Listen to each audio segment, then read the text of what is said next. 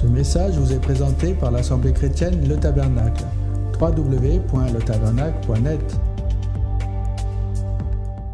Bon, le sujet que je désire partager avec vous ce matin, c'est un sujet un peu vaste. Donc je vais essayer d'apporter selon les mesures que Dieu m'a données. Le sujet de ce message, c'est sur la crainte de Dieu. Parce que parfois, je sais pas vraiment, on se rend compte vraiment de qui on doit servir, de qui est vraiment Dieu. Dieu le Créateur, Dieu le fondateur de ce monde, Dieu qui est l'alpha et l'oméga, le commencement et la fin, celui qui même nous a créés nous. Et aujourd'hui, c'est cette personne-là que nous devons servir. Alors comment le servir? Le Seigneur nous demande de le servir avec crainte et tremblement. Et parfois le côté charnel, le sentiment humain va faire que on va plus avoir tendance à le servir en cherchant une place, en cherchant une reconnaissance, que vraiment chercher la place que lui nous veut. Et si on compare un peu avec le monde, aujourd'hui, si vous partagez avec des gens qui n'ont pas le Seigneur, quand vous parlez de leur travail ou autre chose, là, souvent la chose qu'ils désirent, c'est être reconnu. C'est avoir une certaine reconnaissance, une certaine notoriété, c'est montrer leur existence, montrer qu'ils peuvent être au-dessus de tout. Et si on prend beaucoup de patrons, vous verrez que souvent pour eux, ils ont l'impression d'être glorieux, d'être au-dessus de tout. Et alors que pourtant tout ce qu'ils ont aujourd'hui, ils ne l'ont pas acquis, ils l'ont pas forcément acquis tout seuls. Tous ceux qui travaillent pour lui ont aussi quelque part une part de responsabilité à cette réussite. Et c'est souvent ça qui est oublié aujourd'hui, parce qu'avant tout, on veut montrer qui on est, on veut montrer, voilà, le côté charnel qui fait que, et on le voit bien. Moi, je l'ai vécu aussi en tant qu'enfant, quand mes parents me parlaient de la réussite à l'école, parce que bon, ma famille était très scolaire, et pour eux, si j'avais pas fait de grandes études, je pouvais pas y arriver dans la vie, je resterais quelqu'un à l'échelle, on va dire, relativement basse. Parce que voilà, pour ma famille, la réussite était quelque chose d'important, et voilà, pour moi, ça n'a pas toujours été facile de montrer que malgré le fait qu'on fasse pas de grandes études, et ben malgré tout on peut y arriver. Mais voilà, ça c'est parce que le Seigneur a touché ma vie un jour et qu'il est venu me chercher, qu'il m'a tendu sa main, et que par sa grâce, il m'a permis de grandir, il m'a permis d'évoluer, et il m'a donné les connaissances.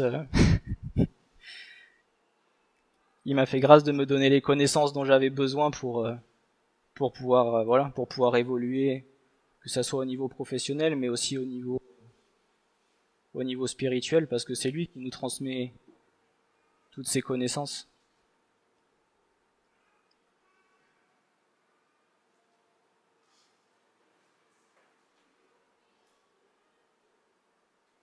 Donc comme je disais, le système avec lequel le monde fonctionne, c'est un système pyramidal où celui qui est au sommet fait de ceux qui sont à la base, entre guillemets, des esclaves, en leur faisant comprendre qu'ils ne servent pas à grand chose.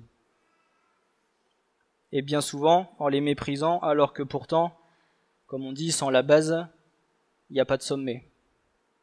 Malgré tout, voilà, si vous prenez que ça soit une maison, ça va être les fondations qui tiennent la maison, et pourtant les fondations, elles sont en bas, sous-sol, on les voit pas.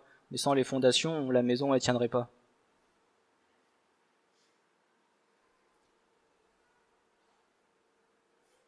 Et moi, je le vois dans le monde professionnel. On va pas hésiter à se soumettre à son patron parce que quelque part c'est notre hiérarchie, mais aussi Il y en a beaucoup qui vont pas hésiter à se soumettre à ce que le patron demande par peur de perdre son emploi ou quoi que ce soit dans le monde dans lequel on vit aujourd'hui, ou de trouver du travail demain. C'est pas dit que quand on va sortir demain on en retrouvera. Les gens vont pas hésiter parfois à même faire des choses ignobles, tout ça pour se soumettre à l'autorité et faire ce que le patron demande. Et maintenant, dans l'église du Seigneur, parce que là je parle un peu du monde, mais dans l'église du Seigneur, qu'est-ce qu'il en est? Est-ce qu'il y a un système hiérarchique dans l'église? En théorie, non. Enfin, dans le monde spirituel, oui, mais au niveau humain, il n'y en a pas. Comme j'en avais partagé quand j'avais apporté le message sur l'unité, on est tous à la même échelle. C'est pas forcément qui est ici, qui est supérieur à celui qu'on ne voit pas, ou à celui qui va prier chez lui pour l'église ou autre chose.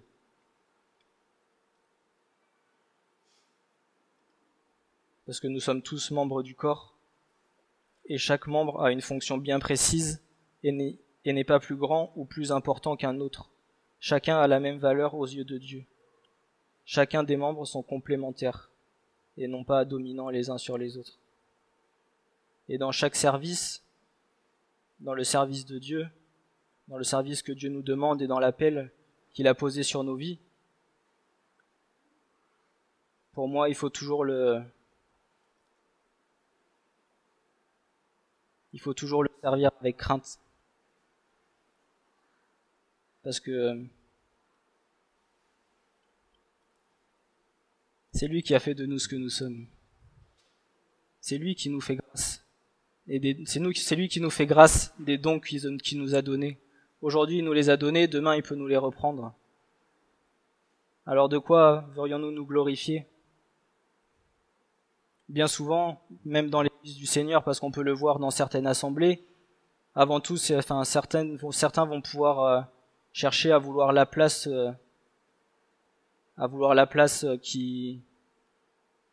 où on peut les voir, à se faire remarquer, à montrer qu'ils existent. Mais pour ma part, je vous le dis, d'être ici, en tout cas pour moi, chaque fois que je dois venir, j'ai peur. Parce que on est responsable de ce qu'on doit annoncer. C'est pas juste de dire, voilà, je suis derrière, je suis beau, si c'était que moi, je serais même pas ici. Parce que je voudrais pas, voilà. Vous pouvez me demander à mon épouse, la seule place que je voulais pas, ça c'était d'être devant tout le monde et de devoir apporter la parole de Dieu. Parce que c'est une grande responsabilité devant Dieu. On est responsable de ce que la personne qui va apporter la parole est responsable de la nourriture qu'on va donner. On est responsable de la vie de chacune des brebis. Alors après, peut-être que le Seigneur m'appelle pas à ça. En tout cas, pour moi, aujourd'hui, c'est un entraînement et je me rends compte vraiment de ce que parfois Francis pouvait dire quand il nous parlait de la responsabilité du troupeau. Voilà, c'est pas rien. Et après, il en est pour chacun d'entre nous. Même nous, pour notre famille, on est responsable devant Dieu de pouvoir témoigner, de leur apporter la nourriture qui vient d'en haut.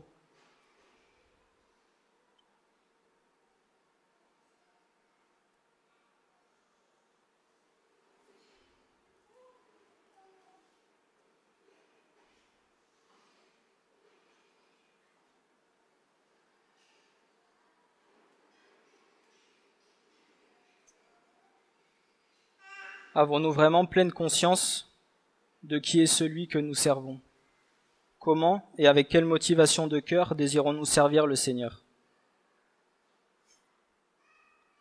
Le psaume 2 et versets 11 à 12 nous dira « Servez l'Éternel avec crainte et réjouissez-vous avec tremblement. Baisez le Fils de peur qu'il ne s'irrite et que vous ne périssiez dans le chemin quand sa colère s'embrasera tant soit peu.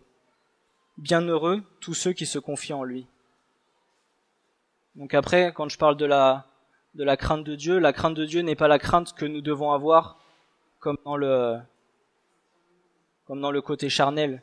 Comme je dis, souvent on va craindre une personne qui est en face de nous parce qu'on on la sent supérieure à nous, c'est plus de la crainte par peur qu'elle nous fasse du mal. Tandis que la crainte de Dieu, c'est une crainte dans l'amour. C'est parce que son amour est tellement grand, son amour est si puissant, il est tellement miséricordieux. N'oublions pas qu'il a donné son Fils unique pour nous. C'est pas rien, c'est un grand sacrifice. Et justement, c'est parce que son amour est tellement grand que c'est ça qui va faire qu'aujourd'hui, on va le craindre, mais c'est pas la même, c'est pas avec le même sentiment que, voilà. C'est parce que justement, il nous aime, qu'il veut nous faire grandir et qu'il veut nous garder auprès de lui. C'est pas pour nous rabaisser ou pour nous faire comprendre qu'on n'est pas grand chose. Bien au contraire.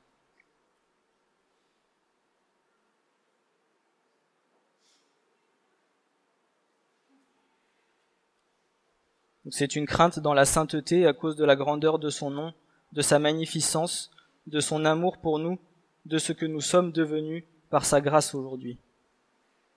Servir le Seigneur avec la vraie crainte de Dieu nous gardera de tout orgueil, de toute fierté et du péché. Le fait de se soumettre à Dieu, le fait de garder dans nos cœurs que c'est par sa grâce que nous sommes ce que nous sommes, l'orgueil, le Seigneur nous gardera de l'orgueil qui viendra mûrir, qui pourrait venir mûrir dans nos cœurs et prendre racine et venir parfois nous détourner de la voie de Dieu.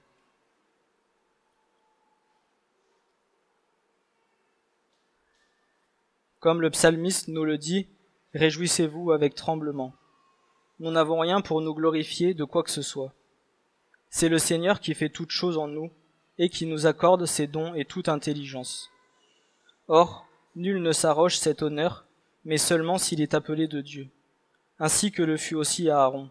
De même le Christ aussi ne s'est pas glorifié lui-même pour être fait souverain sacrificateur, mais celui-là l'a glorifié qui lui a dit « Tu es mon fils, moi je t'ai aujourd'hui engendré ». Hébreux 5, versets 4 à 5. Dans ce passage, on peut voir que même le Christ, qui était le Fils du Dieu vivant, le souverain sacrificateur, celui qui est venu, qui a donné sa vie sur la terre pour le rachat de nos péchés, même le Christ ne s'est pas vanté de qui il était. Alors que pourtant, il a obéi à Dieu. Il a été jusqu'à se soumettre à sa volonté, jusqu'à aller à Golgotha à la croix, à avoir les pieds et les mains percés, la couronne d'épines où son sang a jailli. Alors, nous aujourd'hui, serviteurs de Dieu, qui sommes-nous pour prétendre être quelque chose ?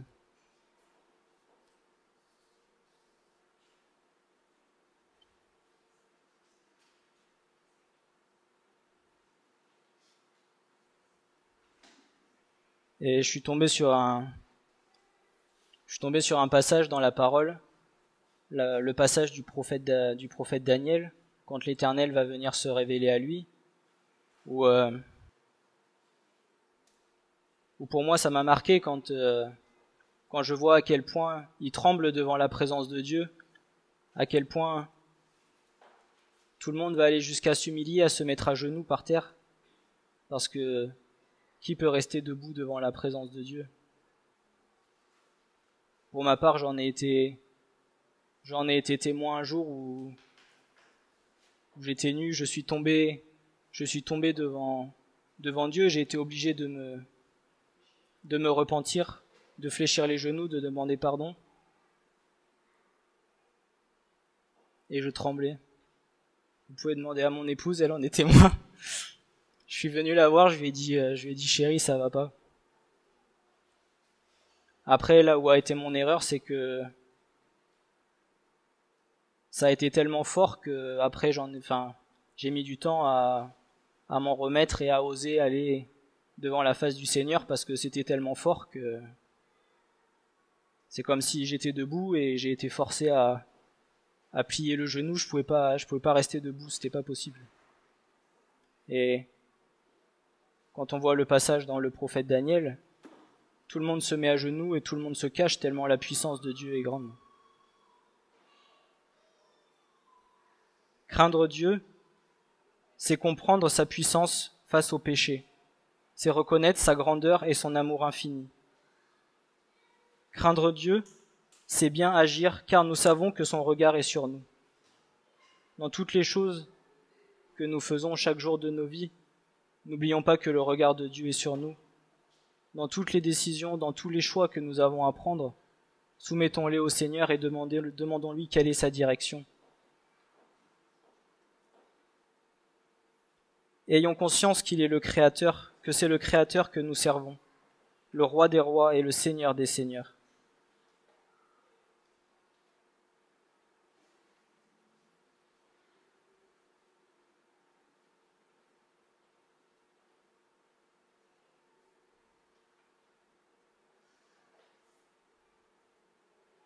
Donc, comme je disais, annoncer la parole de Dieu, c'est une responsabilité d'autant plus grande pour ne pas détourner les brebis de la vérité et que quelque part ils puissent entrer sur le droit chemin de la sainteté pour accéder au royaume de la vie éternelle. Nous devons, lorsque nous annonçons la parole de Dieu, nous devons être certains de ce que nous annonçons. Parfois, il y a des choses que ça m'est arrivé d'écrire certaines choses, mais étant donné que je n'en étais pas sûr à 100% parce que j'avais pas eu toute la révélation de Dieu, je préfère rien dire pour pas que les brebis soient induites en erreur plutôt que de le dire. Parce que quelque part, on est responsable de la vie de chacun et du chemin de chacun. Enfin, quand je dis on, c'est les personnes qui vont apporter la parole. Je me considère pas comme quoi que ce soit, mais voilà, toutes les personnes qui vont annoncer la parole sont entièrement responsables de la vie de chacun.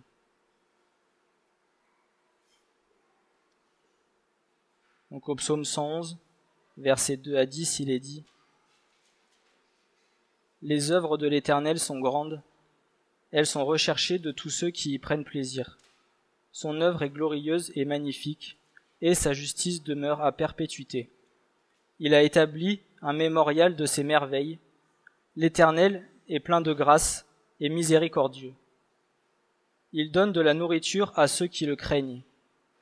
Il se souvient à toujours de son alliance. Il a montré à son peuple la puissance de ses œuvres pour leur donner l'héritage des nations. Les œuvres de ses mains sont vérité et jugement. Tous ses préceptes sont sûrs. Maintenus à perpétuité, pour toujours, faits avec vérité et droiture. Il a envoyé la rédemption à son peuple, il a commandé son alliance pour toujours, son nom est saint et terrible. La crainte de l'Éternel est le commencement de la sagesse. Tous ceux qui pratiquent ses préceptes auront une bonne intelligence.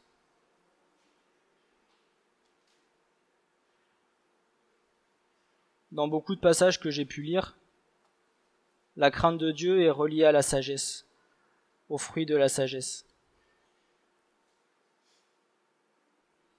Car plus nous voulons plaire à Dieu, au plus nous serons vigilants sur les décisions que nous aurons à prendre. Nous chercherons davantage sa face pour savoir quelle est réellement sa volonté pour chacune de nos vies, que ce soit pour notre appel dans le service, mais aussi pour tout projet personnel. La sagesse nous entraînera dans un état continuel de soumission à Dieu afin de lui être agréable, et cela nous gardera du péché. De plus, c'est dans un état de crainte et de soumission que Dieu nous révélera toutes les merveilles cachées de sa parole pour en avoir sa compréhension à lui, car il nous accordera l'intelligence du ciel par le Saint-Esprit et non pas l'intelligence terrestre.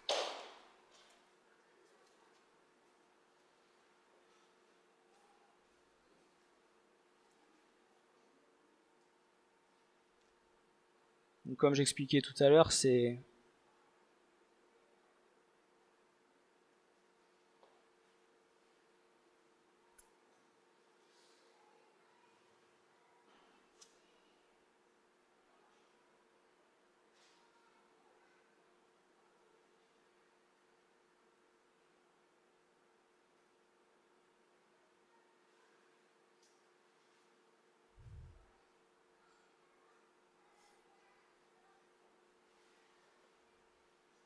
la crainte aussi lorsque Dieu va nous reprendre. Enfin, Dieu va aussi parfois nous reprendre, mais c'est pas pour autant que nous devons le craindre. Lorsqu'il nous reprend, lorsque son bâton et sa houlette nous corrigent, C'est parce qu'il nous aime et qu'il veut que nous restions sur le droit chemin. Alors après, selon les cœurs de chacun, il va agir différemment. Comme nous, avec nos enfants, on va pas agir si on en a 3, on va pas agir avec le premier comme avec le deuxième ou comme avec le troisième. On va agir en fonction de ce que chaque enfant a besoin. On va agir différemment parce que les caractères sont différents. Et Dieu fait pareil avec nous.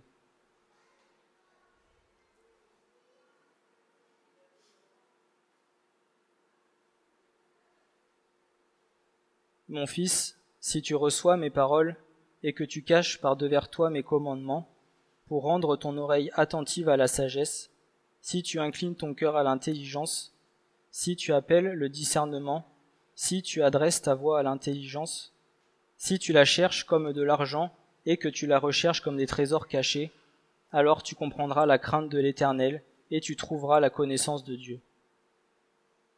Car l'Éternel donne la sagesse, de sa bouche procède la connaissance et l'intelligence. Il réserve de saints conseils pour les hommes droits. Il est un bouclier pour ceux qui marchent dans l'intégrité, protégeant les sentiers de juste jugement et gardant la voie de ses saints. Alors tu discerneras la justice et le juste jugement, et la droiture, toute bonne voie. Si la sagesse entre dans ton cœur, et si la connaissance est agréable à ton âme, la réflexion te préservera, l'intelligence te protégera. L'intelligence que Dieu nous parle ici, c'est l'intelligence des choses d'en haut.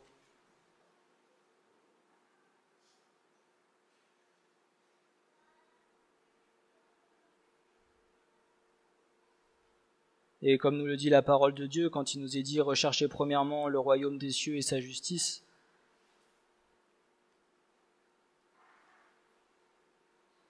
et faites de moi vos délices, et que l'argent et l'or sont ce que c'est à lui qu'appartiennent l'argent et l'or, c'est avant tout lui que nous devons rechercher en premier. Ce n'est pas pour rechercher la gloire sur la terre ou même rechercher la gloire au niveau des hommes, mais c'est avant tout de lui être agréable, de lui être soumis en tout temps et à chaque instant.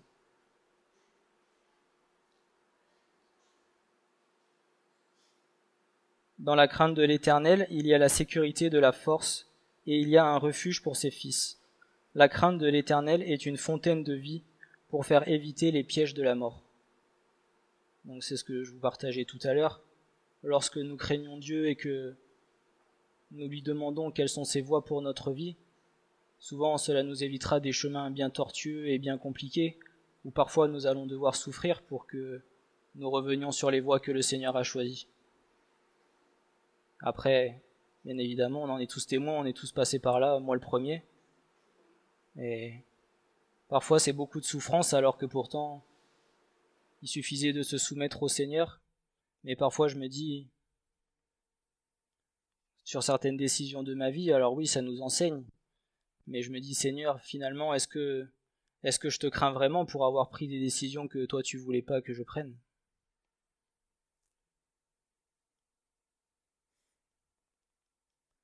Ne négligeons pas toute la puissance de Dieu. Apprenons à le connaître un peu plus chaque jour de nos vies pour savoir qui il est vraiment. Demandons-lui les révélations profondes de sa parole. Recherchons premièrement son royaume et sa justice, et nous le craindrons un peu plus chaque jour, tellement il est grand, puissant, fidèle, amour et miséricordieux. Goûtez et voyez que l'Éternel est bon. Bienheureux l'homme qui se confie en lui. Craignez l'Éternel, vous ses saints, car rien ne manque à ceux qui le craignent. Les lionceaux souffrent disette et ont faim, mais ceux qui cherchent l'Éternel ne manquent d'aucun bien. Venez, fils, écoutez-moi, je vous enseignerai la crainte de l'Éternel. Le fruit de l'humilité de la crainte de l'Éternel, c'est la richesse, la gloire et la vie. Amen. Donc comme nous le dit le psaume, bienheureux l'homme qui se confie en lui. Et c'est souvent ce qui est écrit dans la parole, souvent le Seigneur ne dit pas heureux mais bienheureux. Alors, demandons-lui à nous enseigner quelle est vraiment la crainte de Dieu, quelle est vraiment le comportement que nous devons avoir pour lui, devant lui, parce que c'est pas n'importe qui que nous servons.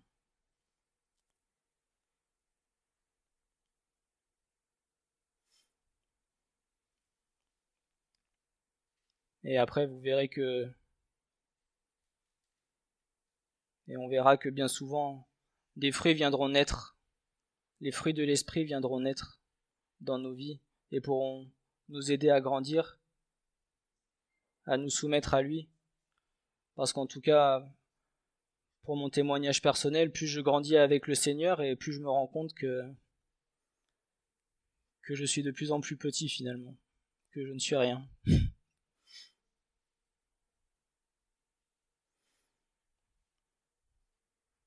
Voilà, donc c'est il y aurait tellement de choses à dire après. J'ai pas encore toute la révélation de la parole, mais en chaque chose viendra en son temps. En tout cas, voilà, c'est ce que j'avais sur mon cœur.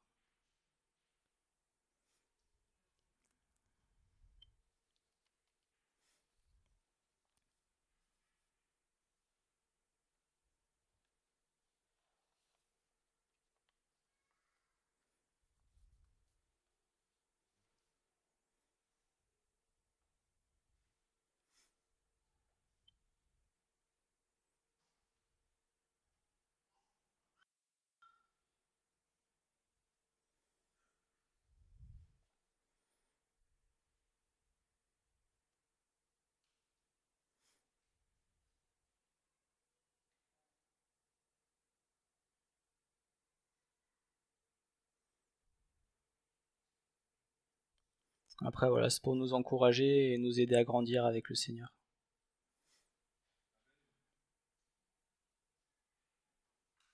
Et parfois, il y a certains passages que j'ai lus qui étaient doux comme du miel, et quand on les digère et que ça descend dans nos entrailles, souvent c'est amer.